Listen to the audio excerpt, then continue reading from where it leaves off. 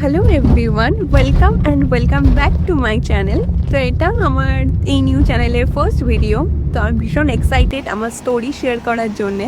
By the way, তোমরা কোথা থেকে কে দেখছো আমার প্লিজ কমেন্টসে জানাও, কারণ আমি কলকাতার নই। তো আমার অন্যান্য জায়গার লোকদের সাথে কানেক্ট হতে ভীষণ ভালো লাগে। তো তোমরা অবশ্যই জানাবে এটা। তো এবার ভিডিওতে আসা যাক, আমার স্টোরি বলি। তো কিছুদিন আগে আমি গিয়েছিলাম এমনি বাস ঘুরতে এদিক সেদিক মন্দারমণি, আর সেখানে তারই কিছু ক্লিপস আমি দিচ্ছি, কারণ এটা আলাদা করে বলার কিছুই নেই।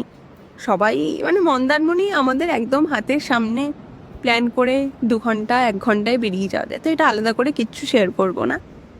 তো গিয়েছিলাম, থেকেছি এম প্লাজা হোটেলে, যেটা বেশ ভালোই লেগেছে। আমি এটার ভিডিও অনেক দেখেছি, আসলে আমার খুব ইচ্ছে ছিল যে এখানে গিয়ে এরপর থাকবো দেখবো কীরকম কী রয়েছে না রয়েছে। এটা নাকি সেই মলদ্বীপসের মতো একটা ভাইব দেয়, এরকম ব্যাপার। তো যাই হোক, সেজন্যই এসেছি, দেখা যাক কী হয়।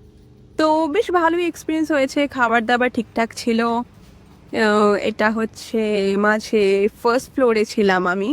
আর এই হলো সেই মলদ্বীপসের হোটেলস থেকে পুলের অ্যাক্সেস করা, ওই মলদ্বীপ স্টাইলের আর কি বানানো। তো আমি এখানে নিইনি, এখানকার রুমগুলো বেশ প্রাইসিং বেশি ছিল, এগুলো নিইনি। তারপর সেদিন সকালেই সমুদ্র একটু দেখতে চলে গিয়েছিলাম। সমুদ্রে এসছি, আগে সমুদ্রটা গিয়ে দেখে আসি, তারপর নয় খাওয়া দাওয়া। এসে তারপরে খাওয়া দাওয়া করে আবার সমুদ্রের সামনে গিয়েছি দেখতে। তবে এখানকার এই জিনিসটা খুব বাজে, হোটেল থেকে সমুদ্রে আসার রাস্তাটা খুবই বাজে ছিল, ভীষণ কাদা ছিল। তারপর ডেফিনেটলি সমুদ্রে গেছি, ফটো তুলবো না, ভিডিও তুলবো না, সেটা তো হবে না। মানে আমাদের মেয়েদের, ছেলে বা বাবা মা বা তারা তুলুক না তুলুক, আমরা তো অবশ্যই তুলি। আর চা চা এমন একটা জিনিস যেটা সব জায়গায় চলে, সমুদ্র হোক কিংবা পাহাড় হোক।